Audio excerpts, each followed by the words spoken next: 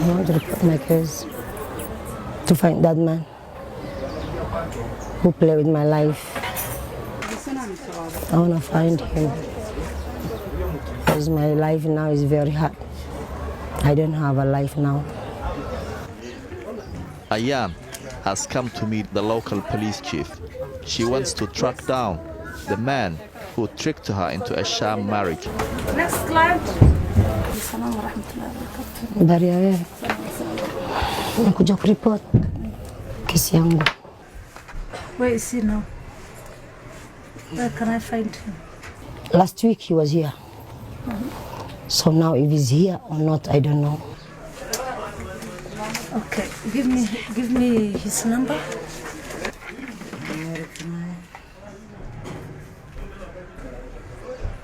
Hello, please can you come to my office? My name's Jawahir Mohammed. I am the area chief of Eastleigh North sublocation, and I have your wife here. Your wife Ayan Isa Salah, complaining of disowning of your child. Please can you avail yourself in my office? Give me time frame 11 o'clock. Thank you. Okay, welcome.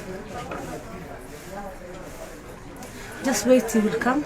Okay. And then we will solve your problem. Next customer.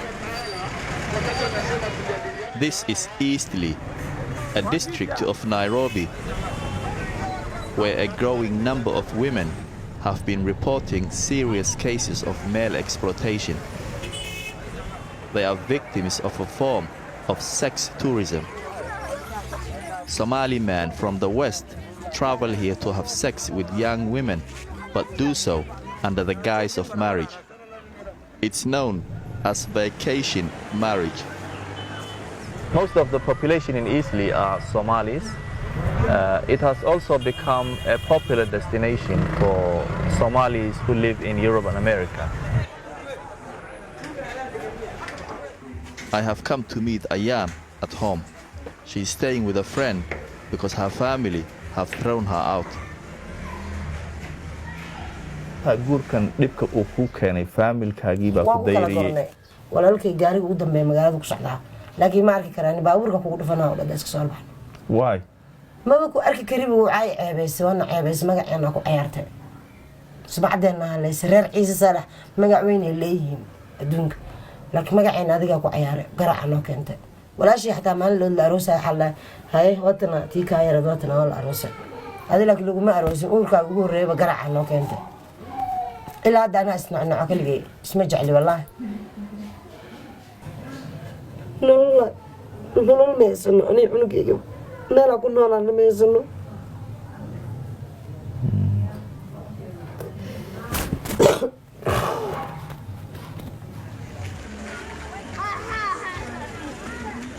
Displaced by war and poverty, many Somalis settled in the West, but they regularly travel back to East Africa. Some of the men who come here use brokers to seek out brides who are virgins or clean, as they call them. To conduct the marriage, all they need are 2 male witnesses and a so-called sheikh to give his blessing.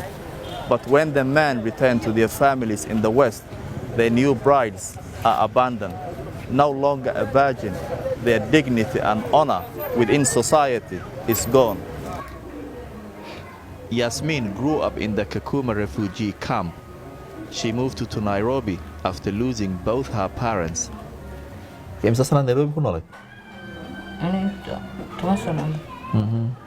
it's here she met a Somali man from London.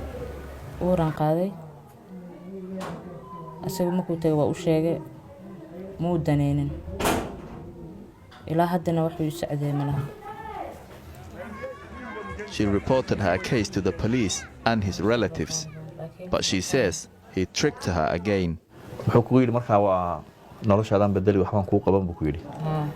anagoo plaankii ku jirno uu dhahay guri soo raaso intee guri markaa ii soo sheeg aan plaankeena ku jirnay uu ii imaaday uu dhahay gabar walaashii imaaday cunuga keenan soo tusaa waa soo laabanayna waayahan waa u leelabisay caani waxaasa ugu shubay u qaatay moog dambe ma soo noqoninba. Police are trying to crack down on these so-called vacation marriages. But men know that dollars and a Western passport can often help them evade justice in Kenya. Hello children officer, how are you? Morning.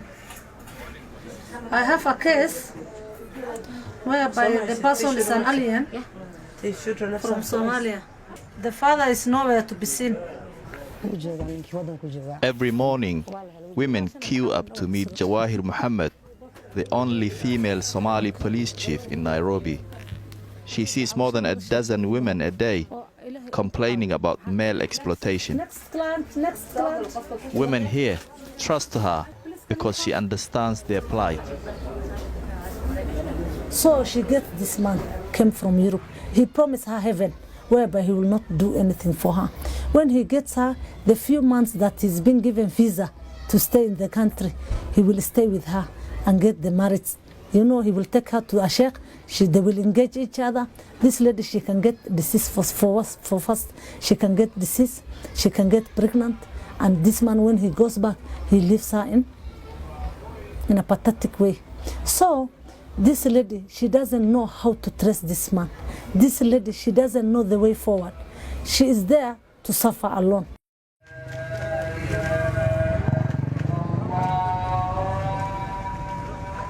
Night after night, we met with men who boasted about marrying young women. None of them wanted to go on camera. But a group of young Somali professionals we met said this practice was an open secret. When a guy comes solely just with an intention of sex tourism, it's a very big global phenomena. Guys go to Thailand, to China, to Asia. It's everywhere. It's actually an issue that's been talked about, but not in the Somali societies. I believe girls have some bit to play. I mean, we can all say 100% men are the problem. Once this guy comes, her intention is to exploit as well. There's some girls who live below $1. They don't even have $1 to use for a day. That's so disheartening. So when this girl tries to change her life, tries to look for work, she goes to a guy, or the only thing that he sees, this girl is vulnerable. She has nothing. She came up to his door to look for work. So the only thing that he thinks first is, can I use you first? You get it? And some of these women end up in Eastleigh's red light district. It's where 17-year-old Jamila works. meeshaan dhammaan soo gasheen qof kale oo Soomaali isla degan soo galaysa malaha aan laakiin unugteeda aan kursanaya aan deganahay magac xun ay ugu dhacsantahay waxay leeyihiin meesha muteenka waa laakiin aniga gabar Soomaaliyeed oo soo galaya meesha unugteeda seexanaysa aan deganahay. Jamila was only 15 when she met Mahat from America. She was forced into sex work after being abandoned by her family. ninka gabar saaxiibadeeda wiil saaxiib oo qabo ay baraniga oo wiilkan uu ka helnay Mareykanka ka yimaaday adiga soo ugu xirgay wax badan oo ku qarash gareeyay qarash lacag oo ugu sabeel ninka markuu ismaaciil joogay 3 bilood amal uu baxay. Jamila wanted us to show her face, hoping someone would help her. markaad noloshaada sideed ku dabartaa inaan dambo aqalgayga intiga xaaltanaay ugu dambeynayso ma kalsoonaanay wax kastoo dhisi waad bacda hela kala dhamaysan lacagtiisa unugteeda waxa uu soo gadan oo soo gatay gurigana iska bixiyay bas. How does it make you feel that Somali men are coming here to abuse young So girls? as a mother, I feel very, very bad to see a woman who have made either a child or does not have a child, but her marriage is not settled. I feel very bad. I could urge those men who are coming to marry, let them fear God and sustain the marriage.